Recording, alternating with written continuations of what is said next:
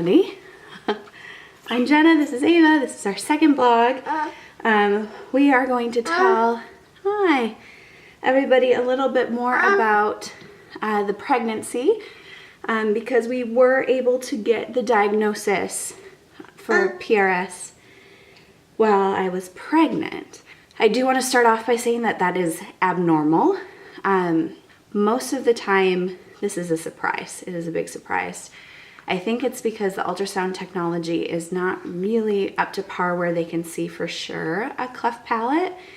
And then also because sometimes, one, if you've ever had an ultrasound, you know that sometimes the babies hide their face, so you can't always see the chin super clearly. Also, some people just naturally have small chins and it doesn't really mean anything medically. So I think unless they know that you have a family history of PRS, they might not look for it. For us, because Ava's dad had Puroban, the doctor knew to be on the lookout for it. So at the beginning, to start at the beginning, I have always wanted to have kids. Even when me and Dan started dating, I kind of talked to him about I want to have kids by the time I'm 30, that I want to at least be pregnant at 30 because I would love to have 2 or 3 kids total, and if I want to have the pregnancies happen before I'm 35 and risks increase, you know, because I'm a planner. I knew that if I did the math backwards, that had to start about the time that I was 30. So the joke is that Dan, who is an engineer and very logical, kept being like, well, not until we have a house. Like, we gotta have a house first because that's logical. We have to have a place to put the baby. So, as you can imagine, as soon as we had got our first house, I was really excited.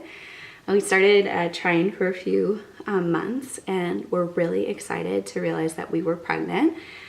We told my family, we told my close friends, and I knew, like everyone says, don't tell people until the second trimester because losses happen. But I guess I had always thought that losses happened later for some reason.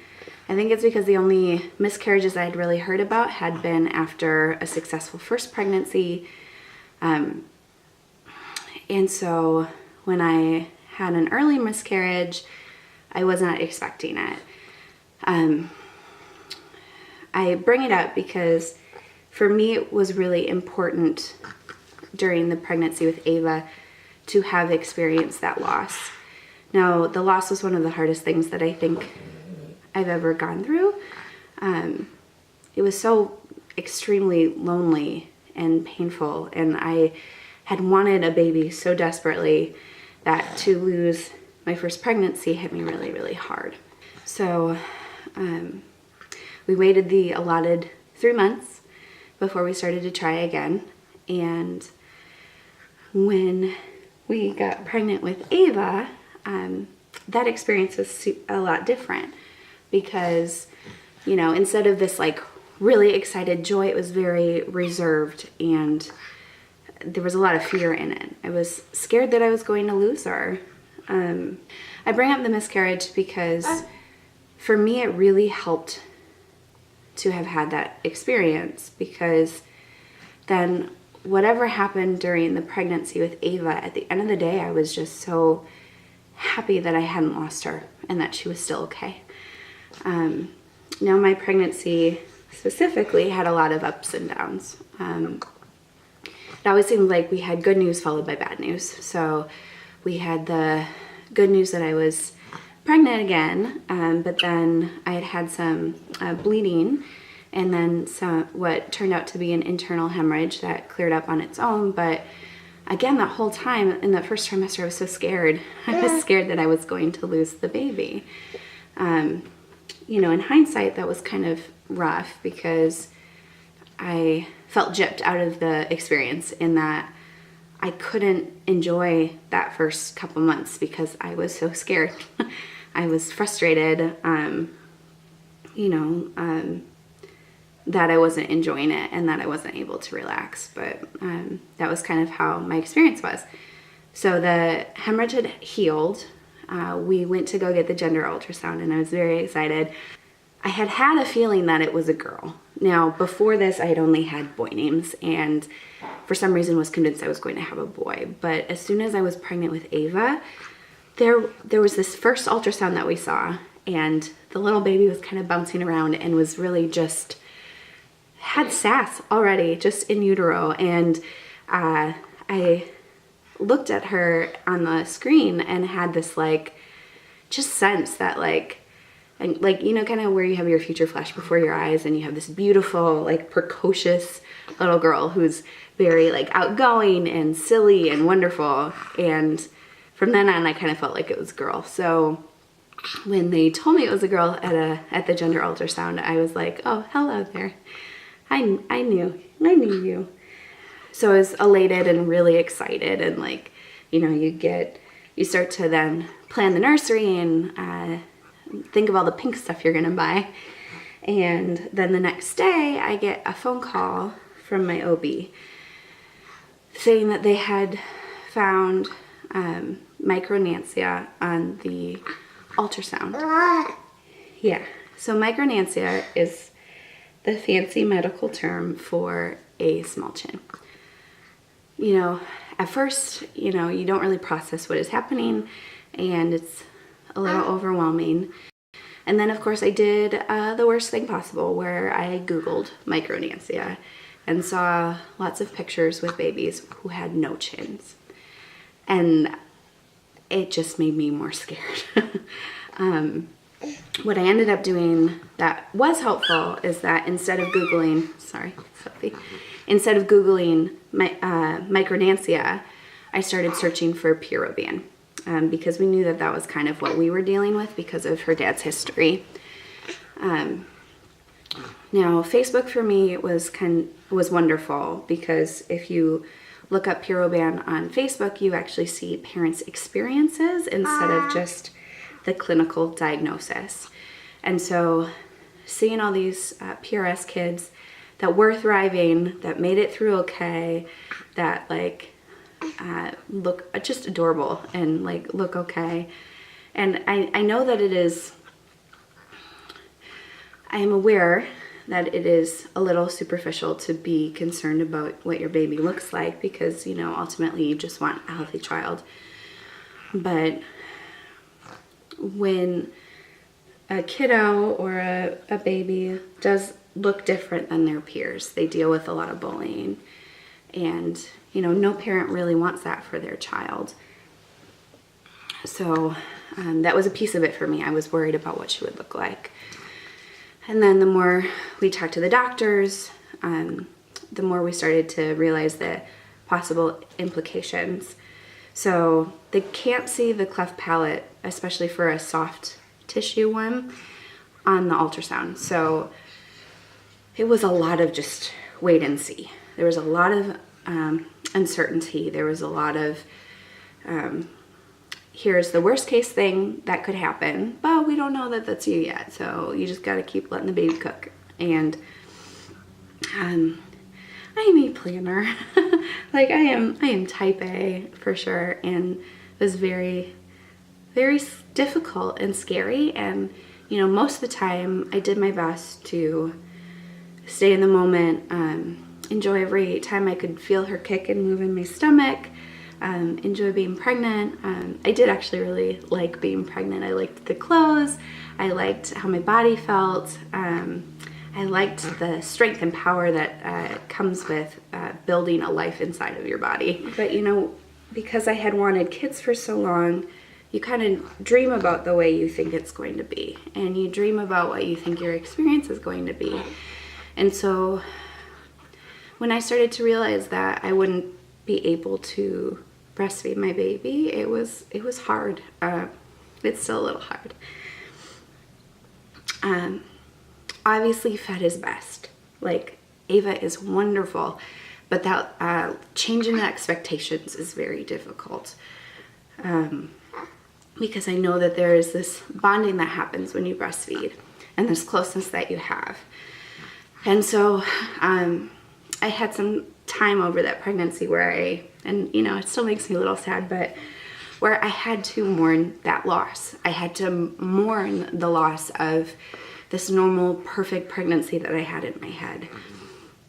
And I feel lucky that we found out early, because that gave me time. It gave me time to emotionally process. It gave me time to cry. It gave me time to envision what the new picture was going to look like. A lot of PRS parents don't have that. A lot of PRS parents don't find out that their baby is going to need special care, and they won't be able to breastfeed and all of that until after the baby is out. So in that way, I feel very lucky. I also feel very lucky because ultimately, she's perfect. You know, she's okay. She has some medical stuff, but in general is very, very healthy. The whole thing is just emotionally processing, I think. Especially on Facebook, like you see a lot of your friends that have these healthy, wonderful pregnancies, and you know that you're not going to have that. And that your baby could be in NICU for months, and that you're not going to be able to go home right away, and that your experience is going to look different. So, you know, you prepare for the worst and hope for the best and move forward. So when we found out, we had to change OBs so that we were able to be somewhere where it was a high-risk delivery area, so that the neonatologist would be there. If she had breathing difficulties, they had the best staff available. So I changed OBs. We did something that was really helpful both for my pregnancy and then afterwards for all of Ava's doctor's visits, is that we put together medical binders. And every time we went, took notes, because if you ever have to go back and forth between multiple doctors, you want to be able to remember what the doctor before them said. So I highly recommend that if you are looking at a possible medical adventure for your kid in the future. Because they knew about the small chin, I I had monthly ultrasounds just to check. They look at fluid levels. They try to look at her chin to see if it's growing anymore. I was like, oh yay, more pictures. So like, again, I was just trying to stay positive. I do remember having one big major breakdown during the pregnancy. We were actually on our baby moon. The baby moon little vacation thing. And the last couple ultrasounds, we hadn't been able to see her chin. And my brain started going to the worst possible places. I started thinking like she was gonna have no chin, or she was gonna look really, really funny. And like that would make her life really hard. That would make our life really hard, you know. And I started freaking out and crying and kind of having a breakdown. But our next ultrasound, hi, she's tired. Our next ultrasound was a really amazing, nice tech who just kept it going until we could see her chin. And then I saw this like little button nose and just beautiful face, and I felt okay again. We met with the neonatologist. We asked and got a tour of the NICU as well as the hospital. Again, just preparing for the worst. Towards the end, I was still pretty calm actually, like aside from the, you know, a couple of breakdowns in there. But I felt safe when she was in my stomach. Like when I felt her move, I knew she was okay. The advice that I have is one, to keep a positive perspective as much as you can. Like, as difficult as the miscarriage was for me, having the perspective that whole pregnancy, regardless of the good or the bad news, knowing at least she's okay. At least she's okay. And then taking the time is my other advice. Hi, Ava. Taking the time to mourn and emotionally process what is happening, because even though you have this beautiful, wonderful baby with PRS, this experience is different than a parent with a quote-unquote healthy baby where they have no medical issues. It is just different, and that change in expectations can be very, very painful. So hang in there, mamas out there and dads out there. It's hard. But it's so worth it. Look at this little like thing. They are joyful. They are, you know, their smiles when they smile are amazing. And those of you who have PRS babies, you know it is amazing. One thing I forgot to say is something that really helped me was also looking at my husband's baby pictures. Obviously, he did have PRS when he was a baby, and so then to see the chin growth from birth to age 1 was really encouraging, and I kept those on my phone the whole time, and I would look at it, and sometimes I'd even nerdily show the doctors, like, do you want to see how it was for Dan? Because the chin will grow in, I think, like, and obviously in hindsight every case is different, so that was kind of silly, but that did really help me. So keep sharing if you have PRS babies, the pictures that you have of the chins before and after, because I found that really, really helpful.